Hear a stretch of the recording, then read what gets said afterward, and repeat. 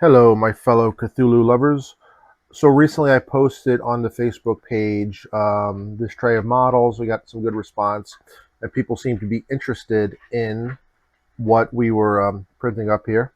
These are mostly Addivery creations. I'll post a link down below to his STL files. I'll go through some of these models one by one. So here we have a hybrid. He's a captain. I just did a little wash on him. He's got those bug eyes. We have I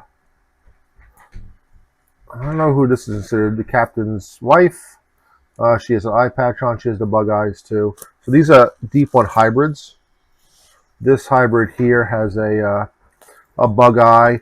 When I printed him, think I think I messed up on his arm or didn't print right. So I think I added the little tentacle arm, or maybe it came with that. I'm not 100% sure. You can actually see the gills he has on it. Now I'm not the greatest painter, but if you were a better painter, you could probably really highlight that. We have another bug-eyed guy with his bug eyes. Give him some blood splatters, the local butcher. This is not a hybrid. This is H.P. Lovecraft himself. We're supposed to be representative of H.P. Lovecraft. He would make a good cultist. I didn't clean the model up 100%. You can see some little dots on the back. That is the supports from the resin printing. You got this big bruiser of a guy here. He's got his bug eyes too. Looks like he was maybe a dock worker. Again, I just did a quick wash on him and then some yellow skin. Going to actual deep ones. These actual deep ones are pretty big. If you were to look next to a model, if this guy was 5'11", the deep one would probably be closer to 7 feet tall, right? This is about the scale. If we put it next to an investigator, this is my character. He's a detective. I would not want to be fighting that deep one. Somebody asked about Velma, so I did paint up a Velma model. She just seemed appropriate. I do have a Scooby-Doo collection of Pop Cheebs, and my buddy Bob painted those up. Maybe right now I will post a link. Maybe right now I'll post a picture of the Scooby-Doo Cheebs. Going back to some of the bad guys, we have cultists, which are very cool because you just put these guys out as just all the bad guys. Anytime a bad guy shows up, or you say a cultist shows up, we throw the cultist out. We actually have, we'll have a bunch of cultists. Anytime a cultist shows up, we'll throw some cultists out.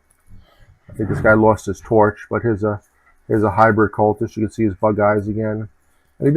These are tentacles. So with the tentacles, we put them on the board usually to represent, something is happening, something's coming, but it's unidentified at this time. So I love to have the tentacles on the board. I think just look at miniatures because they can represent objectives on the board, or they can represent something that's moving around and happening, but you don't know what the monster or creature is yet. You can also see the different shades of contrast paints that I use. And again, this is just a single color. Contrast paint is a color that kind of feeds into the lines and has darker areas, but it's a single color. I think the yellow contrast is probably one of the best. You can really see how it gets in the lines there. I love the purple too. And then black and the classic green.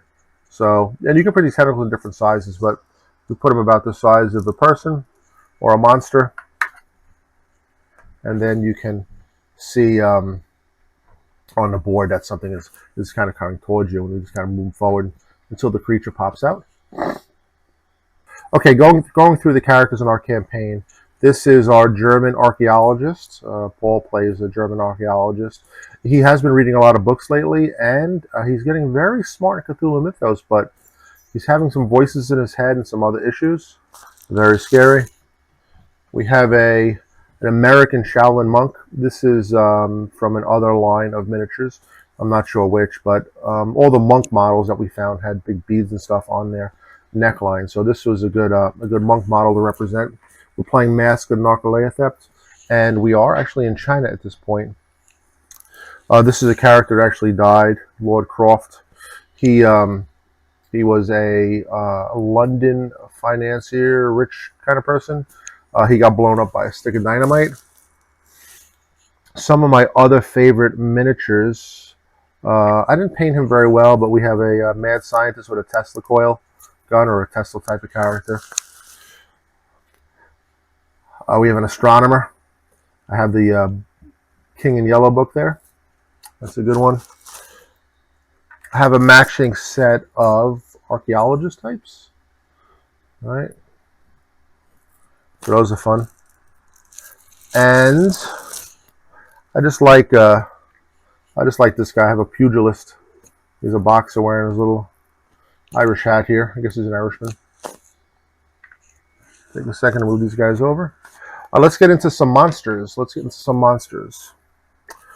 saw the deep ones. All right, these are great models by the same company. We have a vampire with a bloody tongue. These aren't specifically for the Masks game, but we did use them in Peru. That was pretty cool.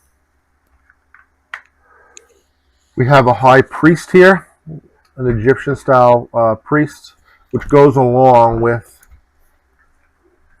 our Egyptian style mummy, Ra, pharaoh type of guy, which we actually did use. This guy's interesting. The creator made a throne for him with some tentacles coming out. And although I didn't paint it yet, we have a model that goes on the throne.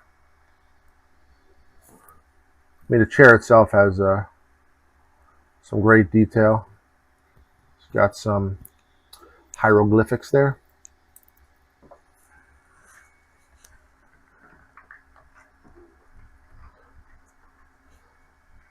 We have some classic zombies.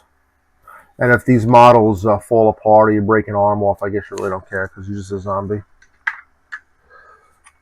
These are my dimensional shamblers. I printed up 2 of these because we can summon them. We found some dimensional shamblers, summon and bind knives.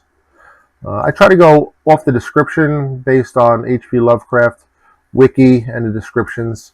I mean, a lot of the stuff in supernatural horror is painted greens, blacks, grays. It's really hard to get away from that color scheme. We have a Biaki. This is not from the current set. I found this online, and this is actually printed in FDM. That's a type of plastic. This is a plastic print. We have our hunting horrors. These were actually sent after us. And again, the color scheme for hunting horrors is black, so I just did a black wash, similar to the tentacle. We have another hunting horror, a match set. Hopefully you don't rent the 2 of them. 1 is enough. 1 is more than enough. A different color scheme, finally, a star vampire. This printed in 1, 2, 3 pieces for the arms and 1 piece for the body. I put it on a brass rod. I have to repaint the brass rod. It's kind of coming apart. Paint's coming off it. Star vampire. So check that. Fire vampire. If I get something wrong, in the links down below. This is a formless spawn. This is a fun little model. It actually has a built-in base to it. I put magnets on the bottom so I can magnetize it to the tray. This is another version of a formless spawn. This one was printed. Is this resin printed or FDM? I'm not really sure. I think it's resin printed, but it just has a little bit of eyes. It could also make a good Warhammer Nurgle beast of Nurgle. This is something to do with the black goat of the woods. I will do another video with the larger creatures, but he's related to those. Speaking of goats, I don't even know where I got this one. If this is a print, I think it's a 3D print. I don't know if it's Cthulhu, but it's a bunch of goats coming out of fire. I thought that was kind of cool. This print here is very interesting. I don't have my larger prints, but this print here is from Monster Apocalypse. They have giant monsters fighting like Godzilla's and King Kongs, and they have a supernatural horror one called Cthulhu. So I thought these monsters were really cool, and they kind of fit in. This is a flying minion for Monster Apocalypse, and I mean it goes along. It's about human size, so it could be some sort of supernatural creature. And this guy, of course, is very, very big. So that's it for now. Those are basically the creatures of Call of Cthulhu. The cast of characters when we play, we love to have a good cast of characters on the table. We love to be able to push the miniatures around and make the game a little more tactical. Even though I don't know if Call of Cthulhu really lends itself to tactics so much. Oh, here's I call it Brutus. He would be a build 2 probably, right? We have police officers. We have some priests over there. We have more cultists. So that's my current cast of characters. Thank you for watching. I'm trying to grow the channel. Please like and subscribe. And we'll see you on the next video. Until then, I hope you stay sane.